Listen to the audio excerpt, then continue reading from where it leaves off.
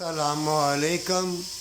मोमिनों से बात करना, उनसे प्यार करना इबादत है।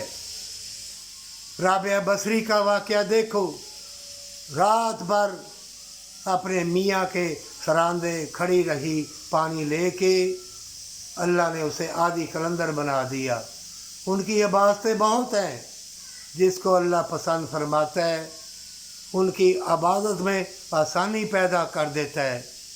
और जो किसी के लिए मरते हैं और किसी को जन्नत में दाखिल करने के लिए मरते हैं और किसी को नेकी के दरवाज़े पर ले जाने के लिए जद्दोजहद कोशिश करते हैं, अल्लाह ताला उनके लिए इल्म के रास्ते आसान कर देता है।